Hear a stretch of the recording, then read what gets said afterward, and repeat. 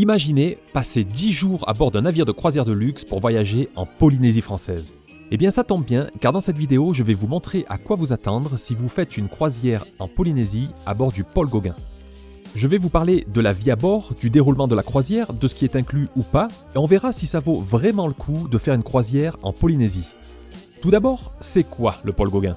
Eh bien le Paul Gauguin, c'est un magnifique navire de croisière qui tire son nom du célèbre artiste peintre. Construit en 1996 au chantier de l'Atlantique de Saint-Nazaire. Oui madame, c'est un navire français, et qui est depuis quelques années maintenant géré par la compagnie Ponant.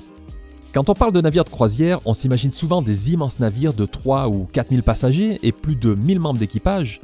Et oui, ça existe, mais ici, on est très loin de tout ça. Le Paul Gauguin peut accueillir jusqu'à 330 passagers avec 217 membres d'équipage, donc un très bon ratio et très loin de la nouvelle génération de paquebots. Je ferai une vidéo à part pour une visite plus complète du navire. Mais déjà, c'est un navire de luxe qui navigue principalement en Polynésie et propose des croisières de 7 à 14 jours et ce, depuis plus de 25 ans. Donc forcément, ils sont experts et ça c'est déjà une très bonne raison pour naviguer avec Paul. Voyons un peu le déroulé de la croisière et la vie à bord. Nous avons effectué la croisière Île de la Société et Tuamotu, un circuit de 11 jours et 10 nuits.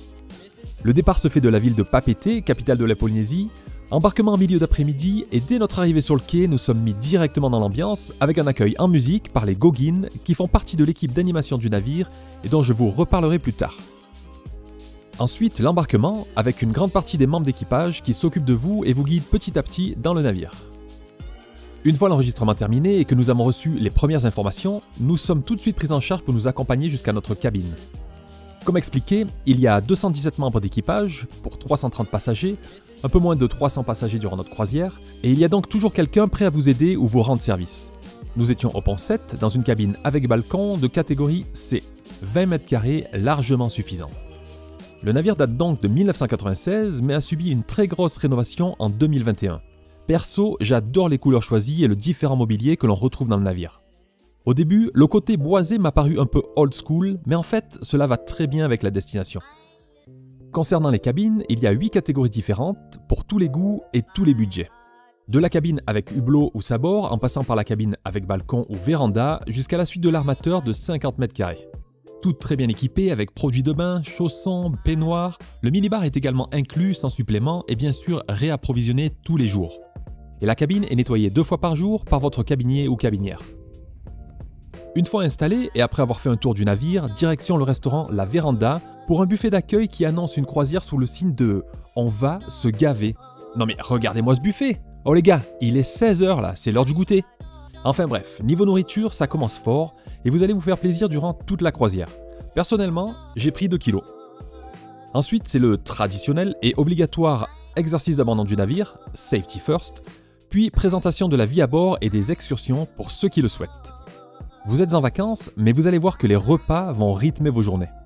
Vous aurez le choix parmi 3 restaurants. Tout d'abord, l'Étoile, le restaurant principal, qui est également le plus grand. Il est ouvert seulement pour le dîner et vous n'aurez pas besoin de réserver. L'avantage de l'Étoile, c'est que le menu change tous les jours. Chaque soir, des choix différents, et ça, un restaurant qui propose 10 soirs d'affilée des menus différents, c'est un grand luxe. Second restaurant, La Véranda. Ouvert pour tous les services, petit déjeuner, déjeuner et dîner, une réservation est nécessaire, mais seulement pour le dîner. Pour les autres services, présentez-vous à n'importe quel moment durant les heures d'ouverture, il y aura toujours de la place. Dans ce restaurant, le menu du dîner sera le même durant toute la croisière pour une croisière de 7 jours, et pour les plus longs séjours, le menu changera une fois en milieu de croisière. Ce restaurant était notre restaurant coup de cœur pour les petits déjeuners. Nous avons profité chaque matin de la terrasse pour bien commencer la journée. Et enfin, 3e restaurant, le Grill. Restaurant très populaire au pont 8, juste au bord de la piscine. Ouvert pour tous les services également, une réservation sera nécessaire pour le dîner, tout comme à la Véranda. Et tout comme à la Véranda également, le menu du dîner sera le même durant toute la croisière. Mon conseil pour les dîners, essayez une fois la Véranda, une fois le Grill et le reste du temps, dîner à l'Étoile où le menu change tous les jours. Suivant l'itinéraire, il est possible qu'un dîner sous les étoiles soit organisé au Grill. Renseignez-vous pour pouvoir réserver en avance afin de passer une magnifique soirée. C'est également au Grill que sont servis les tea time. Si vous êtes à bord à l'heure du goûter, c'est là qu'il faut aller. Tous les jours de 16h à 17h, encore un très bon moment garanti. Une autre option pour les repas, c'est de profiter du room service qui est disponible 24 heures sur 24.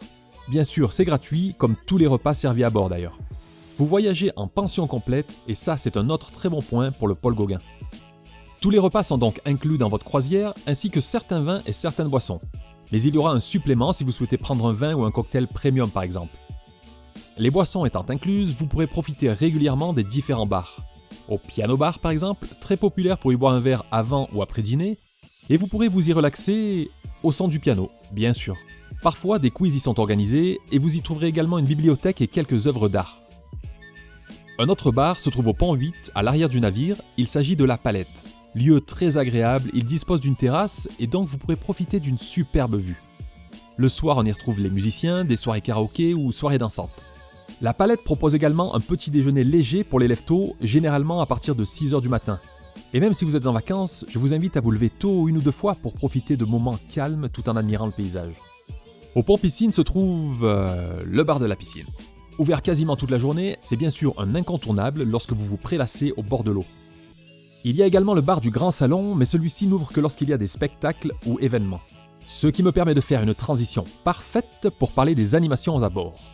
Avec tout d'abord les Goggins et les Gauguins qui nous ont accueillis le premier jour à Papeete. Il s'agit de membres d'équipage polynésiens qui sont un véritable atout pour le navire. Ils sont présents toute la journée pour proposer différentes activités comme par exemple des cours de danse ou des cours de polynésien, mais on les retrouve également au bord de la piscine à l'heure de l'apéritif pour mettre l'ambiance. Ils arrivent parfois par surprise au restaurant pour chanter une ou deux chansons et repartir. Et ils prennent également le temps de vous parler de leur vie en Polynésie. Bref, les Gauguins et les Gauguines sont vraiment appréciés des passagers et sont de véritables ambassadeurs et ambassadrices de la culture polynésienne. Pour le reste, c'est le groupe de musique Santa Rosa que l'on retrouve pour de nombreuses animations, soit au bord de la piscine, soit le soir à la Palette, ou bien lors des spectacles au Grand Salon. C'est en effet au Grand Salon que vous pourrez assister à de nombreux spectacles. Parfois, des artistes sont invités juste pour la croisière, comme par exemple le magicien français Nicolas Del Pozo qui était présent durant notre séjour. Ou bien encore le spectacle des membres d'équipage, une soirée à ne pas rater. La directrice de croisière est bien sûr présente toute la journée pour animer la vie à bord. Nous avons également pu assister à deux magnifiques spectacles traditionnels avec des groupes locaux montés à bord juste pour la soirée. Une fois à Moorea et l'autre à Papeete. À Moorea, ce fut également l'occasion d'une grande soirée polynésienne à bord. La culture locale est en effet vraiment mise en avant. On pourrait penser que ce n'est pas le cas en voyageant avec un navire, on pourrait croire que l'on reste dans notre monde, mais en fait, bien au contraire. Le but de cette croisière, c'est justement de pouvoir en voir plus et découvrir la culture polynésienne au plus près. Déjà avec les Goggins et les Gauguins, comme nous l'avons vu, mais aussi avec les artistes locaux qui viennent à bord, et enfin avec les nombreuses excursions proposées par Ponant à chaque escale. Les excursions ne sont pas comprises dans le tarif de la croisière, mais tout peut être réservé en avance ou bien une fois sur place dès que vous arrivez à bord. Personnellement, j'ai fait appel au service du navire pour une seule excursion durant la croisière. Je suis plutôt du genre à vouloir tout organiser et être directement en contact avec les prestataires, et puis soyons honnêtes, c'est moins cher si vous passez en direct. Mais au final, la plupart des excursions que nous avons faites sont les mêmes que celles proposées par le Paul Gauguin.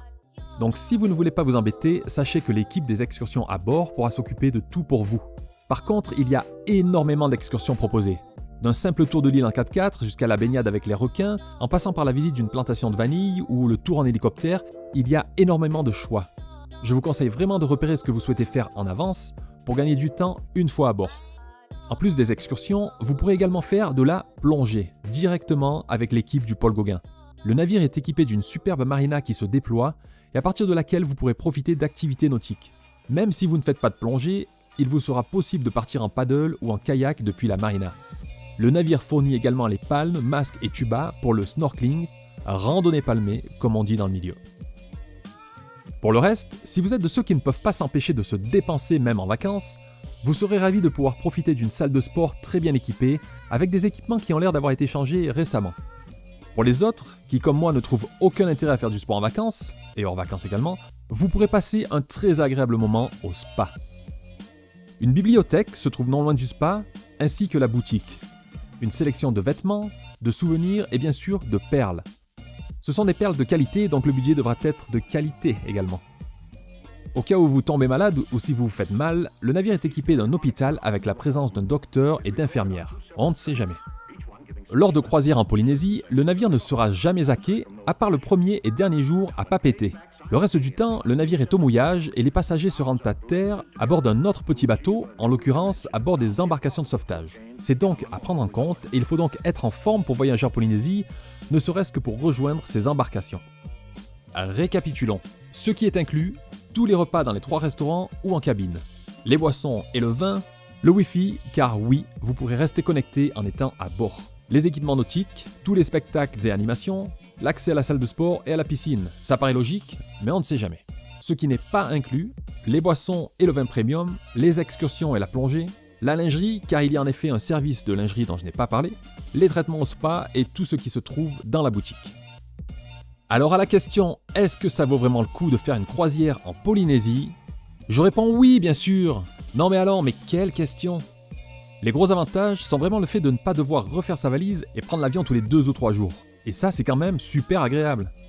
À bord du Paul Gauguin, quasiment tout est inclus. Nourriture, spectacle, équipement, chose que vous ne retrouverez pas forcément dans les formules des hôtels. Et puis, 25 ans d'expérience du Paul Gauguin, ça c'est un très gros atout. Vous allez vivre de superbes expériences, et notamment une journée exceptionnelle sur un moto privé. J'en parle parce que c'est vraiment un très beau moment dans le voyage. Ce jour-là, seuls les passagers du Paul Gauguin sont autorisés à se rendre sur cet îlot.